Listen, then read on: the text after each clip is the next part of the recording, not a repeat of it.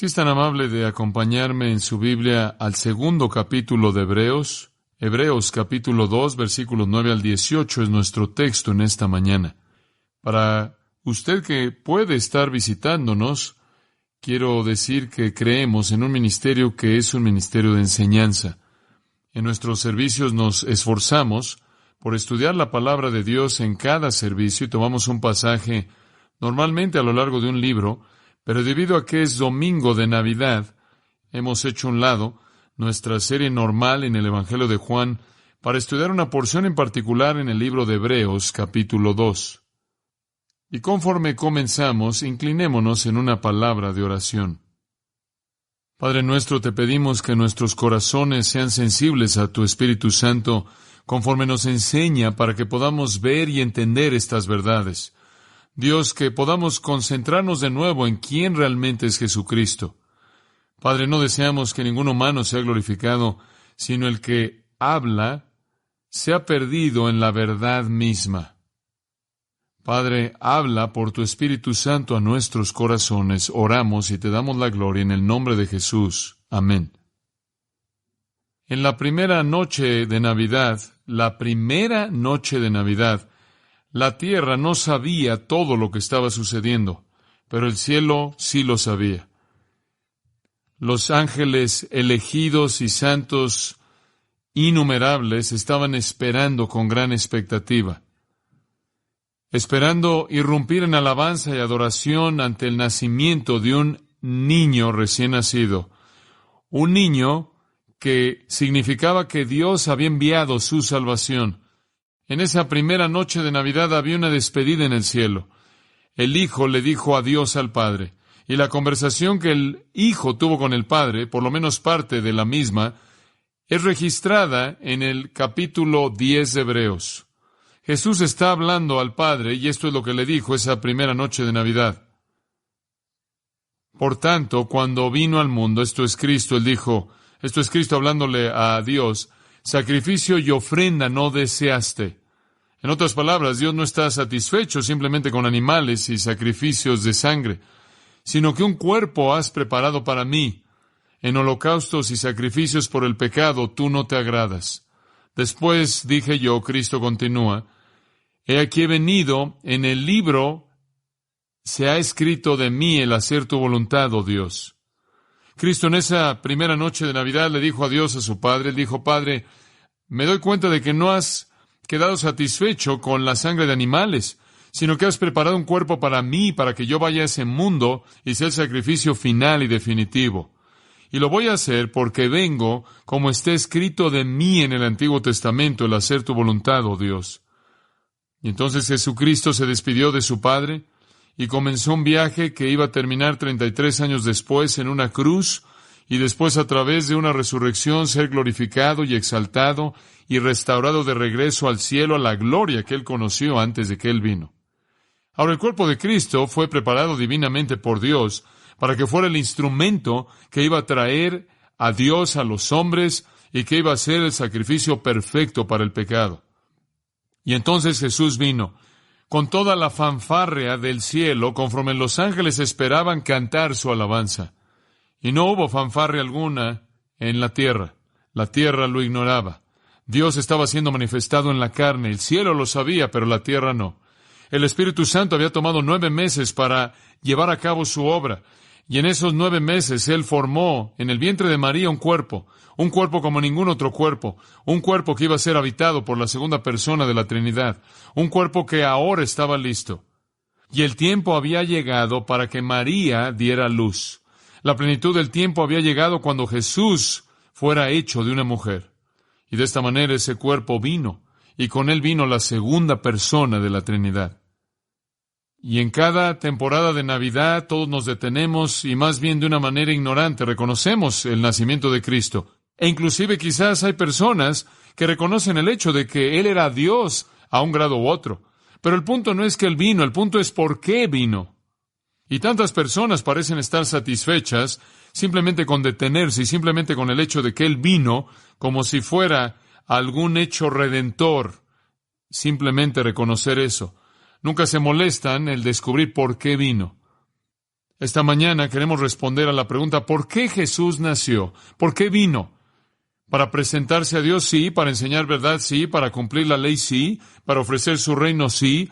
¿Para enseñar a aquellos que no entendían acerca de Dios? Sí. ¿Para revelar amor? Sí. ¿Para traer paz? Sí. ¿Para sanar a los enfermos? Sí. Etcétera. Esas son razones secundarias del por qué vino. Realmente hay una razón primordial, un plan primordial, un propósito primordial. Jesús vino para sufrir y para morir. Esa es la razón por la que Él vino. Belén simplemente existió para que el Calvario pudiera suceder. Él solo fue un bebé para que pudiera ser un hombre y morir. Él solo vivió para morir. Esas pequeñas manos de bebé suaves formadas por el Espíritu Santo en el vientre de María fueron hechas para que los clavos pudieran perforarlas. Esos pequeños pies, regordetes, rosas y suaves, incapaces de caminar, iban a caminar en un día en un monte, iban a ser clavadas una cruz. Esa cabeza dulce, con ojos resplandecientes y una boca dispuesta a hablar, fue formada para que algún día los hombres pudieran meterle una corona de espinos. Ese cuerpo tierno, cálido y suave, que estaba envuelto en tela, un día sería abierto por una lanza para revelar un corazón quebrantado. Y esa es exactamente la razón por la que Dios hizo ese cuerpo. Jesús nació para morir. El hombre fue hecho para tener dominio sobre todo, pero cayó en pecado y perdió su dominio. Cuando Dios creó a Adán, era grande. Todo era grandioso, todo iba a ser grandioso, y después el hombre cayó y él perdió su posición como rey. El hombre debía ser un rey, pero el hombre no lo es. El hombre es un esclavo, débil, esclavo a su pecado, ignorante, y en esa situación vino Jesús. Y Jesús llegó a esa situación. Él se despidió del Padre. Los ángeles que esperaban con gran expectativa finalmente irrumpieron en alabanza y adoración. Inclusive los pastores en los campos los oyeron. Y debido a que Él vino a sufrir y Él vino a morir. Y esto fue porque Él vino a sufrir y vino a morir. Para hacer del hombre lo que el hombre nunca podía hacer sin Él. Para hacer del hombre el rey de la tierra. Él murió para recrear a los hombres y hacerlos una criatura que Dios siempre quiso que fueran. Él murió para hacer del hombre lo que el hombre debía ser, pero sin Él nunca podía llegar a ser. Ahora, nuestro texto tiene que ver con la venida de Cristo y su muerte. Y quiero que veamos en él 5 cosas que Jesús fue porque Él murió. 5 cosas que Jesús fue debido a que Él murió. En primer lugar, Él fue nuestro sustituto. En segundo lugar, Él fue el capitán de nuestra salvación. En tercer lugar, nuestro santificador. En cuarto lugar, el conquistador de Satanás. En quinto lugar, nuestro sumo sacerdote compasivo. Todas estas 5 cosas fueron las metas de Jesucristo. Él vino a ser nuestro sustituto. Él vino a ser el capitán de nuestra salvación. Él vino a ser nuestro santificador. Él vino a ser el que conquistó a Satanás. Él vino a ser nuestro sumo sacerdote compasivo. Él no pudo haber sido ninguna de esas si Él no hubiera muerto. Y de esta manera Él nació para morir. Veamos en primer lugar que Él vino para ser nuestro sustituto. Versículo 9. Pero vemos aquel que fue hecho un poco menor que los ángeles, a Jesús. Allí hay una referencia al tiempo. Él fue hecho poco menor a los ángeles. Y esto fue hecho por un tiempo. Un poco. Poco aquí podría ser una referencia a tiempo. Y así es aquí. Él fue hecho por un poco de tiempo menor que los ángeles. ¿Por qué razón? Es indicado por qué cosa. A causa del padecimiento de la muerte, coronado de gloria y de honra, para que por la gracia de Dios gustase la muerte por todos. Ahora, ahí está la primera y más grande razón por la que Jesús vino. Él vino a morir. Él vino a morir por todo hombre. En otras palabras, Él vino como sustituto. El Antiguo Testamento dijo Ezequiel, citando Ezequiel, el alma que pecare, esa morirá. Pablo dijo, la paga del pecado es muerte. Ahora, el pecado, en virtud de la justicia de Dios, es castigado por la muerte. Si yo entonces peco, yo moriré. si yo llevo mi propio castigo, yo moriré físicamente, espiritual y eternamente, y soy sentenciado al infierno eterno sin Dios. Y Dios vio este mundo y Él vio a hombres. Él vio a hombres que iban a morir debido al pecado. Y Él dijo, debido a su amor, yo no voy a permitir que todos los hombres mueran en su pecado. Voy a enviar a alguien más para llevar su castigo, para morir su muerte. Y de esta manera Jesús vino. Él vino para ser mi sustituto, y cuando Él fue clavado en la cruz, Él murió por mí y Él murió por usted. Él murió mi muerte, Él pagó mi castigo. Como puede ver, esa es la única alternativa que Dios tenía. O Él lo castiga a usted por su pecado y a mí por mi pecado, y eso es castigo eterno en el infierno. O de otra manera, Él sustituye a alguien más en nuestro lugar y pagan por nuestro castigo. Y eso es exactamente lo que Jesús vino a hacer para ser nuestro sustituto. La segunda persona exaltada de la Trinidad, el Hijo de Dios divino, Dios en carne se humilló a sí mismo, vino a la tierra para morir mi muerte, para proveer para mí un escape del infierno eterno. Aquel que no pecó se volvió pecado. El vivo murió, el perfecto se volvió el castigado. Y no porque Él lo merecía, sino porque yo lo merecía y Él fue mi sustituto. Ahora quiero que observen este versículo, que hay 5 cláusulas que detallan su muerte sustitutiva, y quiero que las vea.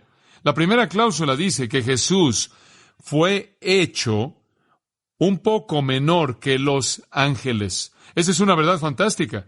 Jesucristo, por toda la eternidad pasada y toda la eternidad presente y toda la eternidad futura, no fue y no es y nunca será de nuevo menor que los ángeles.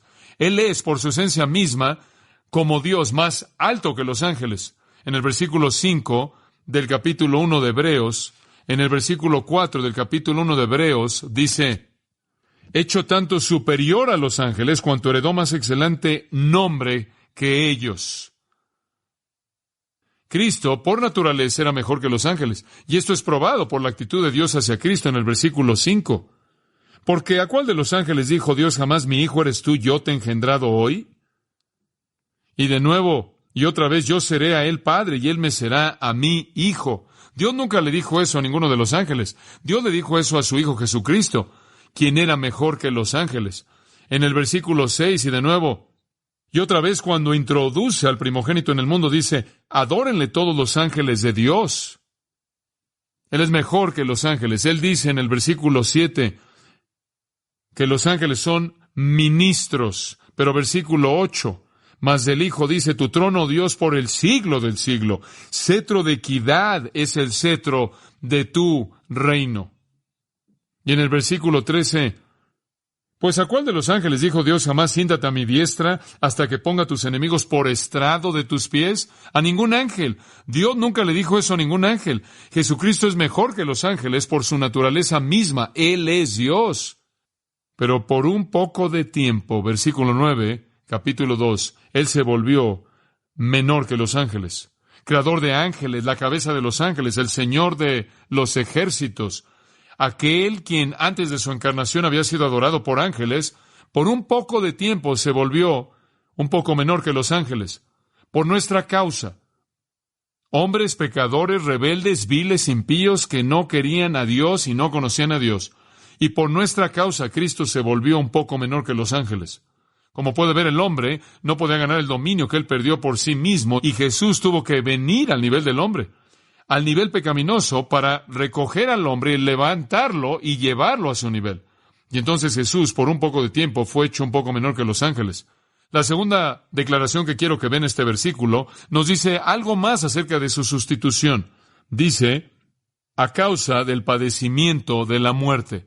Ahora, la palabra a causa es día y es usada en muchos diferentes casos y en muchas maneras diferentes en el griego. Aquí puede significar a través de o por. Y yo la tomo como significando que, y se leería de esta manera. Este es el significado primordial. Jesús fue hecho un poco menor que los ángeles a través del sufrimiento de la muerte, o por el sufrimiento de la muerte. En otras palabras, la prueba más grande de que Cristo era un poco menor que los ángeles fue que Él murió. Ahora, es verdad que Él fue hecho un poco menor que los ángeles para morir. También es verdad que Él fue hecho un poco menor que los ángeles, y eso es mostrado porque Él murió. Di aquí lleva el peso de debido a, o por qué. Ahora, ¿qué quieres decir con eso? Simplemente esto. Jesús hizo algo que ningún ángel jamás podrá ser capaz de hacer. Jesús vino a esta tierra para hacer algo que los ángeles no pueden hacer. Jesús vino a morir, los ángeles no pueden morir. Eso está reservado para los mortales. Y cuando Jesús murió, Él probó, sin lugar a dudas, que Él, de hecho, por un poco de tiempo, fue hecho un poco menor que los ángeles. La profundidad de su humillación se extendió a la muerte, algo que los ángeles nunca podrían llegar a ser. Ahora observe, si es tan amable, que Él dice el sufrimiento o el padecimiento de la muerte. Cuando Jesús murió, no fue simplemente algo gentil, fácil, dejar este mundo. Fue una agonía intensa y tortura en una cruz. Él sufrió en su muerte. Y sabe usted, ninguna criatura fue capaz de esto. Solo Jesucristo podía ser nuestro sustituto. Tenía que ser alguien que fue totalmente hombre para pagar el castigo del hombre y totalmente Dios para tener victoria sobre la muerte. Él tenía que ser la combinación perfecta de Dios total y de hombre total. Cristo llevó la responsabilidad de una obra que estaba muy por encima del poder de los ángeles. Él tomó la responsabilidad de hacer una obra que ningún ángel jamás podría hacer, mucho más allá de su capacidad, y sin embargo, para hacerlo, tuvo que volverse un poco menor que los ángeles. Y más alto que los ángeles es Dios, y más bajo que los ángeles es el hombre. Y el que es más alto que los ángeles es Dios, y los que son menores que los ángeles son los hombres. Y Cristo fue al mismo tiempo más elevado que los ángeles en su poder, y un poco menor que los ángeles en su humillación. La combinación perfecta. Después nos dice el propósito de su humillación y su sustitución al final del versículo 9. Para que, por la gracia de Dios, gustase la muerte por pantos por todos. Jesús vino para morir por usted, y Él gustó la muerte. Él bebió la copa amarga en el Calvario. Él la bebió hasta la última gota. La muerte que Él gustó fue muerte total. Todo ángulo posible está involucrado. La muerte que Él gustó fue la maldición, la cual el pecado trae, porque Él llevó su pecado. La muerte que Él gustó fue la paga, el castigo por la ley quebrantada.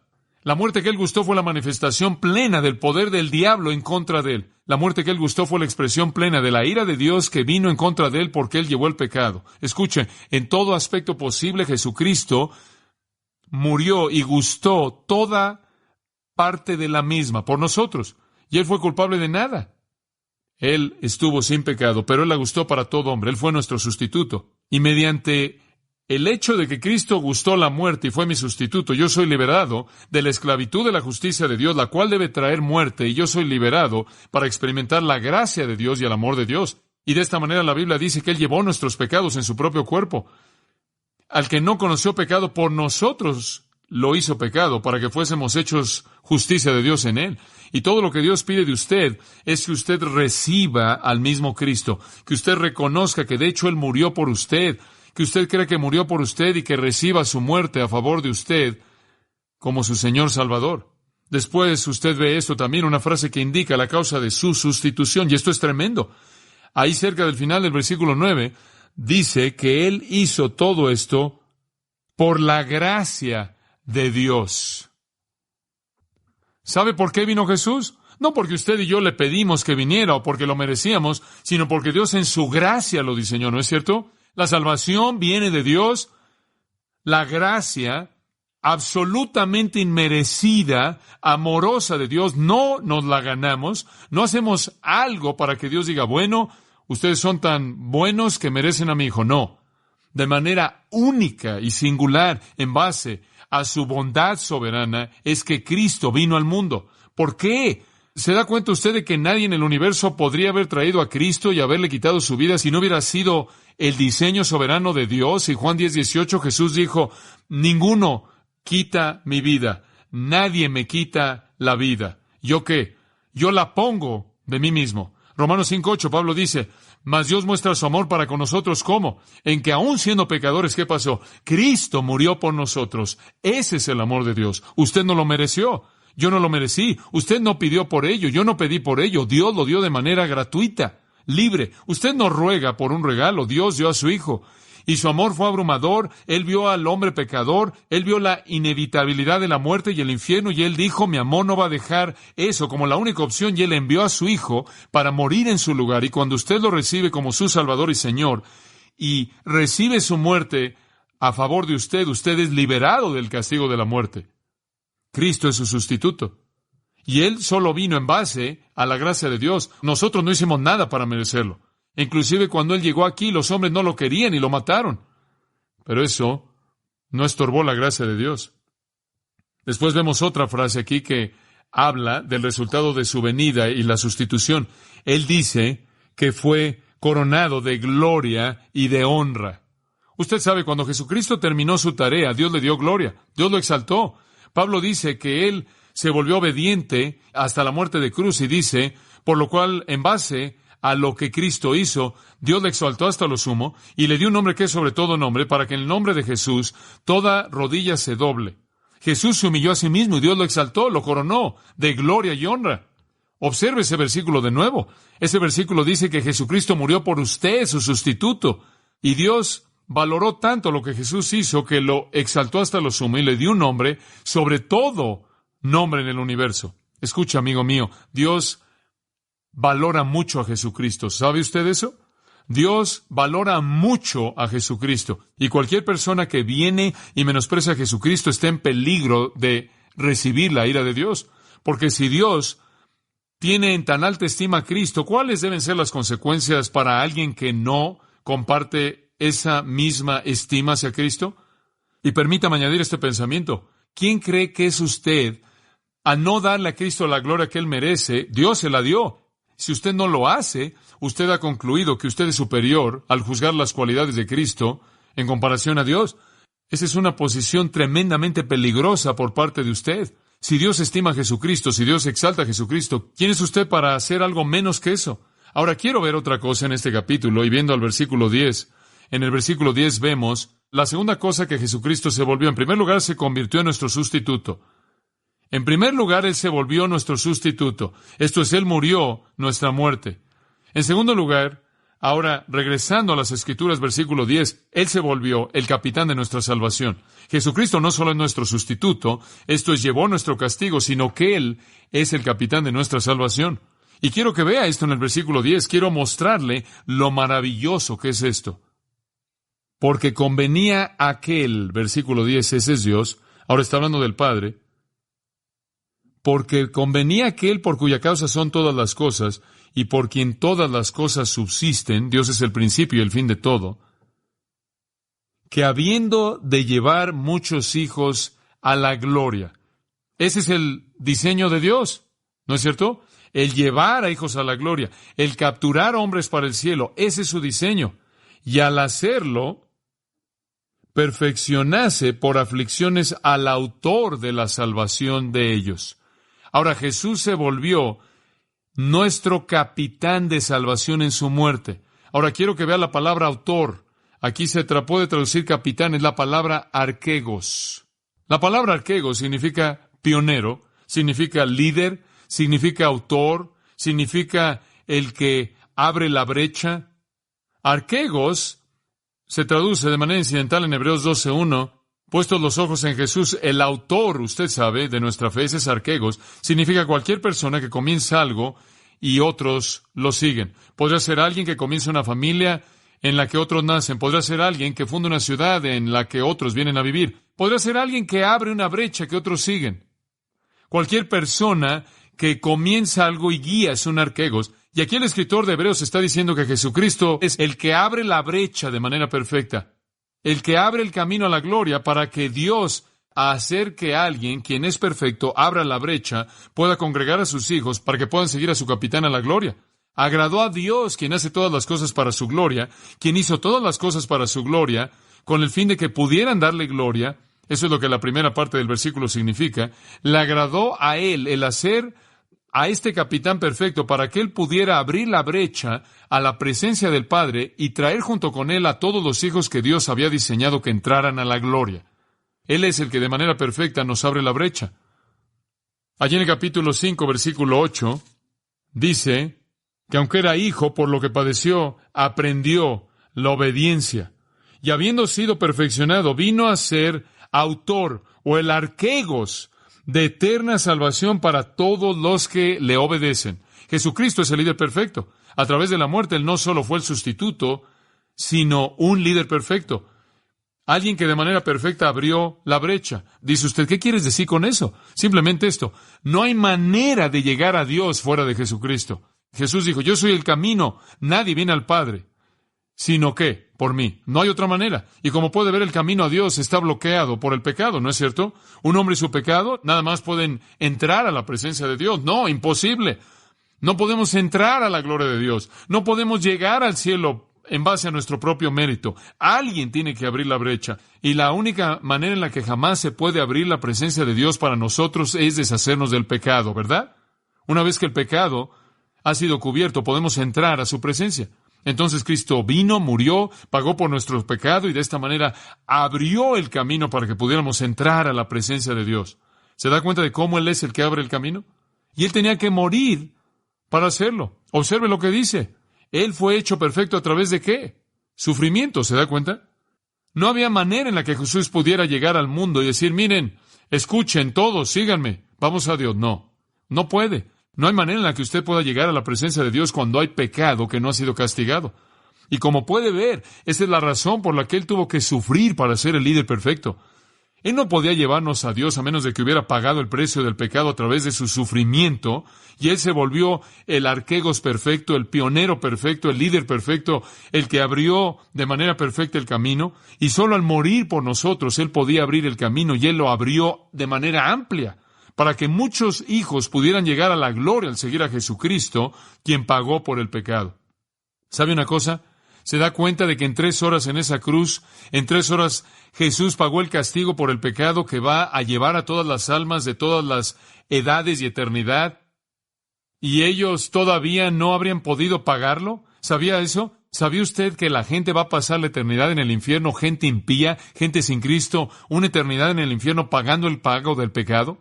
¿Sabe que Jesucristo congregó una eternidad de castigo y la pagó en su totalidad en 3 horas y salió caminando como un Salvador resucitado? Ahora eso es poder, amigo mío, eso es poder. La cruz fue una obra maestra y Dios presentó una solución para el problema que ninguna capacidad humana de inteligencia podía jamás responder. El problema de cómo Dios comunica gracia y misericordia a un pueblo pecaminoso. Él trajo misericordia y justicia juntas en la cruz. Cristo pagó el castigo, llevó una eternidad de juicio en 3 horas. Sin embargo, Él no fue destruido. ¡Qué persona tan poderosa! Y de esta manera se convirtió en nuestro arquegos perfecto. Él abrió la brecha. Recuerdo leer hace algunos años atrás de un patriota suizo llamado, un nombre extraño, Arnold Winklerud. Y Arnold, lo llamaremos Arnold. Si usted va a Suiza en la actualidad, verá estatuas de Arnold, porque él es un patriota suizo muy, muy famoso. Y Suiza era un estado neutral, realmente nunca tuvo una identidad propia, fuera de que toda persona en Europa que quería pelear una guerra iba a Suiza a pelear. Y se cansaron de ser el campo de batalla de los ejércitos de todo el mundo. Y las naciones, usted sabe, estaban en conflicto y decían, bueno, nos reunimos en tierra suiza y vamos a tener una guerra. Y el pueblo suizo estaba un poco cansado de esto. Entonces decidieron que iban a presentar algo de resistencia y había un gran ejército que estaba descendiendo ahí del norte de Alemania y solían marchar en lo que llamaban una falange, la cual es como una larga fila de hombres de 1,5 km a 3 kilómetros y todos iban juntos ahí, hombro con hombro y todas las tropas detrás de ellos. Y los hombres de la línea frontal tenían escudos, y todos iban marchando así en fila, ahí por la montaña, y esta es una fila larga, y las otras cosas y la artillería vienen atrás de ellos, y llegaron ahí barriendo hacia esta villa, mientras que Arnold congregó a la gente que vivía ahí, a los plebeyos, y se unieron en un ejército suizo, y decidieron detener este ejército si podrían. Y comenzaron a pensar en una estrategia y sabían que solo había una manera de hacerlo y eso era el romper la falange, infiltrarla y destruirla desde adentro. Y entonces, conforme se acercaba a la pequeña villa donde estaban congregados y reunidos, lo único que tenían eran trinches y palas y palos, y eso era todo. Y conforme esa falange se acercaba a esa villa, Arnold, con un clamor de gloria, hizo que Suiza comenzara a correr. Y él corrió ahí en medio de esa falange. Y conforme él corría, él llevó en su pecho las lanzas y las flechas que le dispararon. Conforme él rompió esa falange, no avanzó muchos metros hasta que él cayó muerto. Pero ahí pisándole los talones venía el ejército suizo entero que entró y peleó contra ese gran ejército europeo. E hicieron que se replegaran en ese día. Debe haber sido una gran tragedia si Arnold hubiera corrido y hubiera roto la falange, hubiera caído muerto, y el resto de los suizos se hubieran sentado y hubieran dicho, oh, Arnold tuvo un buen corazón, quiso hacer un buen trabajo. Pero le siguieron pisándole los talones. ¿Sabe una cosa? Escucha, amigo mío. Jesucristo ha hecho lo mismo. Él corrió en contra de los batallones del infierno. Él hizo que todas las flechas y todas las lanzas que la ira y el juicio de Dios podía enviar en contra de él las recibió y él rompió esa falange. Y todo lo que le pide hacer es seguirlo y reclamar la victoria. Él es el arquegos perfecto. Él abrió la brecha. La victoria está ahí. Es de usted. Y entonces vemos a nuestro sustituto y al capitán de nuestra salvación. Él se volvió eso porque murió. Él nació por ninguna otra razón. Tercera cosa, y esto es tan emocionante, simplemente bendice mi corazón. La tercera cosa en los versículos 11 al 13, en tercer lugar, Él se volvió nuestro santificador. Nuestro santificador. Porque el que santifica, esto está hablando acerca de Cristo, Él es el que santifica. Santifica viene de una palabra hagiazo, hacer santo. El que santifica, y los que son santificados de uno son todos, por lo cual no se avergüenza de llamarlos hermanos. Le voy a decir que ese es uno de los conceptos más emocionantes, más fantásticos, y quiero que lo vea. Simplemente increíble. ¿Sabe lo que esto nos dice? Escuche esto. Jesucristo es santo y es capaz de hacerlo a usted y a mí santos. Somos los santos en el versículo 11, los santificados. Él es santo y los que son santificados son uno a través de su muerte. Ahora escuche esto. A través de su muerte y nuestra fe en Él, creyendo y recibiéndole a Él como Salvador, somos declarados santos. ¿Escuchó eso? Eso es verdad posicional. Ante Dios, por su fe en Jesucristo, usted es santo. Si usted conoce a Cristo, ahora, el fin práctico de esto es que usted debe actuar como tal. Todavía hay pecado en nuestras vidas, pero posicionalmente delante de Dios somos santos. Dice usted, ¿cómo funciona eso? Escuche, cuando Cristo murió en la cruz, ¿por cuánto de mi pecado pagó Él? Por cada uno de ellos. Por cada parte. Eso significa que Dios no puede hacerme responsable en términos de juicio por ningún pecado. Esa es la razón por la que Pablo dice que ninguna condenación hay para los que están en Cristo. Todo estuvo en Cristo en la cruz. Dios, por lo tanto, dice posicionalmente, debido a su fe en Cristo, ahora eres santo. Él ha pagado todo pecado que jamás cometerá usted. Ahora sabemos que esa no es licencia para pecar, porque el amor no nos permite hacer eso, ¿verdad? Pero sabe que si usted conoce a Jesucristo, usted es santificado, es santo. Usted es santificado. ¿Qué es santo? Perfectamente justo. Ahora esa es verdad posicional. Dios inclusive dice, usted es justo, usted es santo. ¿Sabía usted eso? ¿Por qué hasta los corintios, quien están de cabeza en términos de su práctica, les dice, ahora ustedes son santos? Eran santos, hagiazo, hacer santo, ser santo. Viene de la palabra hagios, que quiere decir los santos o los santificados. Somos santos delante de Dios. Nunca hay un pecado registrado en contra de nosotros, nunca somos santos. El que santifica o los hace santos y los que son santificados son uno. ¿Sabe usted a que debido a que usted es uno con Cristo, usted es santo porque Él es santo? Dice usted, ¿somos igual de santos que Él? Ese es el único tipo de santidad que hay. Usted no dice, bueno, yo soy el santo número 1, no. Yo soy el santo número 49, no. Bueno, yo soy el santo número 184, no. No hay grados de santidad. Santo es santo sin pecado. Posicionalmente, si Cristo ha pagado por todo mi pecado y lo llevó, todos los registros de Dios declaran que yo soy santo. Esa es una verdad emocionante, ¿no es cierto? Santidad posicional en Cristo. Escuche, si Él llevó mi pecado y me dio su justicia. Él llevó mi iniquidad y me dio su santidad. ¡Oh, qué verdad tan fantástica! Observe Hebreos 10:10. Le voy a mostrar esta verdad. Escuche esto. Esta es una verdad emocionante. Hebreos 10:10. Cristo vino, tomó un cuerpo, murió una muerte sacrificial para hacer la voluntad de Dios, ¿verdad? Para ser nuestro sustituto, para ser el capitán de nuestra salvación. Ahora, la voluntad de Dios diseñó esto, versículo 10, mediante la cual esto es la voluntad de Dios. Nosotros, todos los creyentes, son hechos santos o santificados a través de la ofrenda del cuerpo de Jesucristo ofrecido de una vez por todas. ¿Leyó eso correctamente? ¿Cómo es hecho usted santo?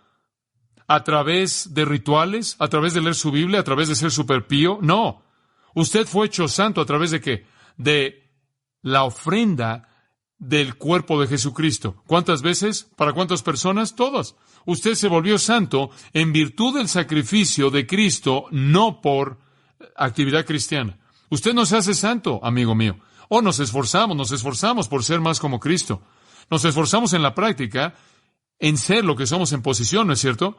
Pero posicionalmente, usted fue hecho absolutamente santo mediante su muerte a favor de usted cuando lo recibe como Salvador. Ahora, amados, eso es seguridad. Usted no puede quitar la santidad. No puede ser manchada. Versículo 14, escuche esto, 10:14. Porque mediante una sola ofrenda. Ahora, escuche esto. ¿Qué ofrenda fue esa? Versículo 10, ¿la ofrenda de qué? De su cuerpo. Porque mediante una sola ofrenda, Él perfeccionó durante 6 meses. ¿Es eso lo que dice? Para siempre aquellos que son hechos santos. Escuche, si usted jamás ha sido hecho santo, usted ha sido hecho santo para siempre. No crea que una vez que usted ha recibido la santidad imputada de Jesucristo, hay algo en este universo que podría quitarlo. No hay. No lo hay. Usted ha sido hecho perfeccionado para siempre a través de la ofrenda de su cuerpo, y si usted pudiera perderlo, entonces Jesús no lo hizo bien.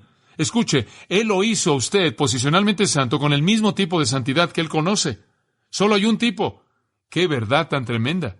¿Le ayuda eso a usted a entender quién es usted en Cristo? Y después me encanta esto. Esto me bendice.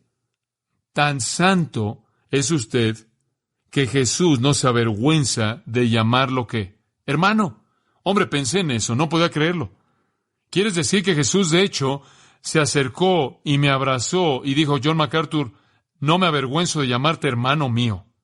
Y yo comencé a pensar en eso y me cautivó porque quiero ser muy honesto con usted. En toda mi vida he estado más avergonzado de Jesucristo de lo que me gustaría reconocer. ¿Alguna vez se ha avergonzado usted de Él? Yo sí. ¿Y sabe una cosa? No tengo nada de qué avergonzarme. ¿Por qué debería avergonzarme de Jesucristo? Sin embargo, me avergüenzo de Él.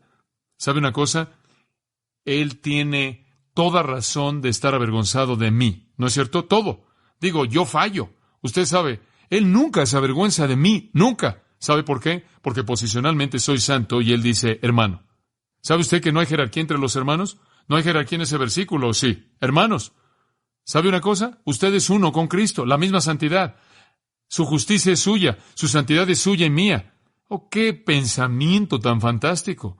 Somos uno. ¿No es eso por lo que oró? ¿Se acuerda en el huerto? Él dijo, Padre, oro porque sean uno, así como nosotros somos uno, yo en ti, tú en mí, nosotros en ellos. Su oración fue respondida. Me acuerdo después de su resurrección, María Magdalena vino y quería tocarlo. Él dijo, no, me toques. Me encanta esto, Juan 20, versículo 17. Él dijo, no me toques todavía, no he ascendido a mi Padre y tu Padre, a tu Dios y mi Dios. Dice usted, ¿por qué es eso tan importante? Simplemente esto. Él trazó un paralelo entre una mujer, quien era una prostituta profesional, y sí mismo, diciendo, ambos compartimos al mismo Dios, al mismo Padre, somos hermanos. Eso es impresionante.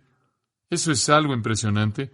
Ese es el tipo de santidad que Jesucristo le imputa al que cree en Él. Y le voy a decir algo, eso emociona mi corazón. El apóstol Pablo habla de esto en Romanos, ¿no es cierto? Fuimos crucificados con Cristo, morimos con Él, resucitamos con Él. Identificación absoluta con Jesucristo. ¿Puedo decirle algo más? Todos los hombres no son hermanos. Algunos hombres son hijos de Dios. Y Dios dice que algunos hombres son hijos del diablo. Todos los hombres no son hermanos. ¿Y puedo añadir algo más? Todos los hombres no son hermanos con Cristo, solo aquellos que son hijos del mismo Padre. Aquellos que reciben a Jesucristo se convierten en hermanos de Cristo. ¡Oh, qué pensamiento tan emocionante! Una gracia tan grande que me llame hermano sin vergüenza. Hombre, cuando oigo verdad así, le digo, me avergüenza. Creo que es la verdad más emocionante en toda la Biblia, esa verdad posicional que continuamente me dice quién soy en Cristo, porque tarde o temprano usted comience a actuar como quién es usted. Después, en los versículos 12 y 13, el escritor de Hebreos toma dos pasajes del Antiguo Testamento que profetizaban que Cristo nos llamaría su hermano. Salmo 22, versículo 22. Él cita el Salmo 22. Esto no es nada nuevo. Salmo 22. Cristo le habla al Padre y dice esto: anunciaré a mis hermanos tu nombre. Esta es verdad del Antiguo Testamento. El Mesías iba a llamar a los hombres sus hermanos. En medio de la congregación te alabaré. En otras palabras, voy a estar en medio de otras personas, voy a ser uno de ellos y los voy a llamar hermanos. Esa es una profecía del Antiguo Testamento, no es nada nuevo. Y a los líderes judíos él quiso explicarles que esto no era nada nuevo. Después, en el versículo 13, él cita Isaías capítulo 8, donde Cristo vuelve a hablar y dice, y otra vez yo confiaré en él. Y de nuevo, he aquí, yo y los hijos que Dios me dio.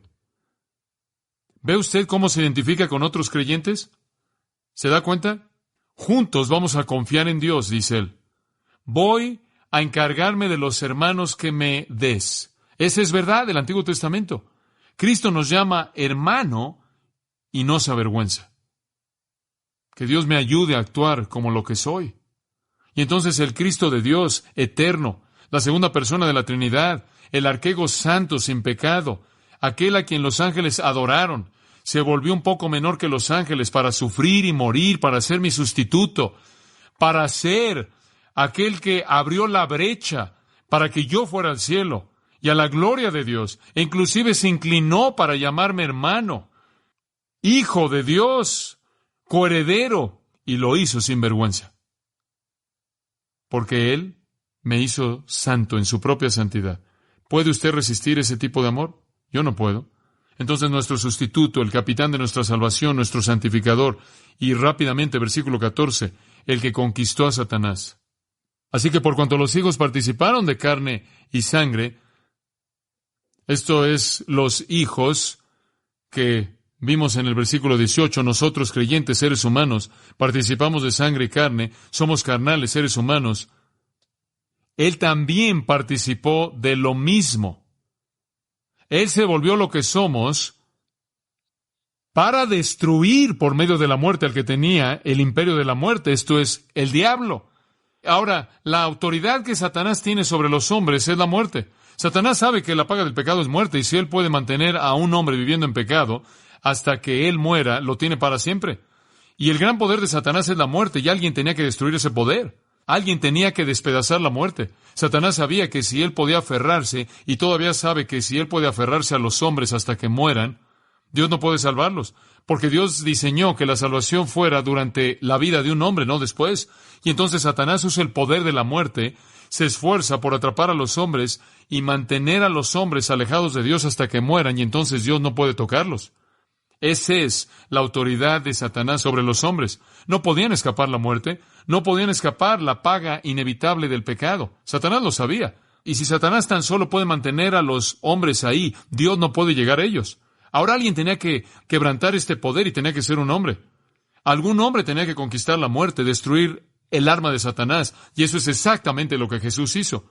Como puede ver, dice en el versículo 14, que por medio de la muerte lo hizo. En otras palabras, para destruir la muerte, un hombre tenía que morir y resucitar y dejar la brecha abierta para que otros murieran y resucitaran. Y eso es exactamente lo que Jesús hizo.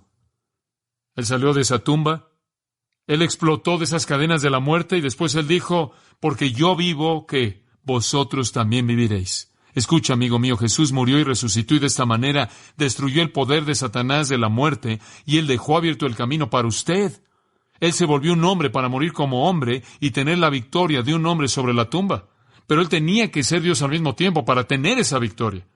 Él despedazó el poder de la muerte. Y entonces decimos, ¿dónde está, oh muerte, tu aguijón? ¿Dónde está, oh sepulcro, tu victoria? No hay victoria en la muerte. La muerte simplemente es pasar de este mundo a la presencia de Dios para aquellos que lo aman. La muerte ni siquiera la experimentamos, porque Cristo la destruyó. Él vino a morir para destruir la muerte para que usted pudiera vivir. En último lugar, Él fue nuestro sustituto, el capitán de nuestra salvación, nuestro santificador, el que conquistó a Satanás, y nuestro sumo sacerdote compasivo. Versículo 16. Porque ciertamente no socorrió a los ángeles, sino que socorrió a la descendencia de Abraham. Él no se volvió un ángel para morir por los ángeles. No hay salvación para los ángeles. Él se volvió un judío, la simiente de Abraham, un ser humano, para que Él pudiera identificarse con otros hombres y morir por ellos. Él no vino a redimir ángeles, Él vino a redimir hombres. Versículo 17. Por lo cual, ahora marque esta frase, subraye esta frase, debía ser en todo semejante a sus hermanos. Él fue igual que nosotros en todo, en todo. ¿Para qué? Para venir a ser misericordioso y fiel sumo sacerdote en lo que a Dios se refiere, para expiar los pecados del pueblo. Pues en cuanto Él mismo padeció siendo tentado, es poderoso para socorrer a los que son tentados. En otras palabras, cuando usted va a Jesucristo para compartirle su corazón, Él puede decir, yo sé, yo he estado ahí. El sumo sacerdote compasivo. Como puede ver, un sumo sacerdote ministra entre los hombres y Dios. ¿Sabe usted quién sería el sumo sacerdote perfecto? Alguien que de manera experimental conociera la mente de Dios y de manera experimental conociera la mente del hombre. ¿Y no es eso exactamente lo que Jesucristo fue? Él fue Dios de hecho y hombre de hecho, el mediador perfecto. Escuche, en todas las cosas Él fue como somos nosotros. Él tuvo hambre, tuvo sed. Él fue vencido por la fatiga, Él durmió, Él fue enseñado, Él creció, Él amó, Él se sorprendió, Él se maravilló, Él estuvo contento, Él estuvo triste, enojado, lleno de indignación y sarcasmo. Él se entristeció, Él estuvo turbado, Él fue vencido por la expectativa de acontecimientos futuros. Él ejerció fe, Él leyó las Escrituras, Él oró toda la noche. Él suspiró cuando Él vio un hombre que no podía hablar. Lágrimas cayeron de sus ojos cuando su corazón tuvo dolor internamente. Él fue como sus hermanos en todas las cosas, excepto por el pecado y la enfermedad. Y entonces Él fue un sumo sacerdote perfecto. Él entendió de manera total mediante la experiencia a Dios, y Él entendió de manera total mediante la experiencia al hombre. Él fue el perfecto en unir a ambos, el que fue compasivo de manera perfecta. Capítulo 4, versículo 15 de Hebreos. ¿Por qué no tenemos un sumo sacerdote que no pueda compadecerse de nuestras debilidades? No. Él puede, ¿no es cierto? Él fue tentado en todo según nuestra semejanza, pero sin pecado. Él es compasivo. Él puede identificarse con nuestros sentimientos y Él sabe y entiende. Acerquémonos pues, versículo 16. Debido a que Él es compasivo, confiadamente al trono de la gracia para obtener misericordia y hallar gracia para el oportuno socorro. Podemos acercarnos con denuedo y decir, Cristo, quiero compartir esto contigo y sé que tú entiendes porque tú has estado ahí. Sumo sacerdote perfecto. ¡Oh, qué Salvador! ¡Qué Salvador! Dios poderoso, adorado por los ángeles, sin embargo, el hombre tierno. Uno por encima de todos, sin embargo, nuestro hermano en santidad. Uno con actitud divina, sin embargo, sintiendo nuestras necesidades y nuestras emociones y nuestras pasiones. Nuestro sustituto, nuestro capitán de salvación, nuestro santificador, nuestro conquistador de Satanás, nuestro sumo sacerdote compasivo. Observe de nuevo al pesebre, si es tan amable. Obsérvelo de nuevo. ¿Quién eres tú, preciado bebé pequeño? Acostado en la paja, Dios soy. Vine a la tierra este día. ¿Por qué veniste, pequeño dulce bebé, acostado en la paja? A morir vine para pagar el precio del pecado. ¿El pecado de quién, pequeño y tierno bebé en la paja? El tuyo fue el que me trajo aquí abajo el día de hoy. Oremos. Dios, sabemos que fue nuestro pecado el que te hizo descender ese día. Y Dios, nuestros corazones están llenos de alabanza y gratitud por ese don inefable de Jesucristo. Oh Dios, te ruego, si hay alguien en esta mañana que nunca ha conocido a Jesucristo, que no sabe nada del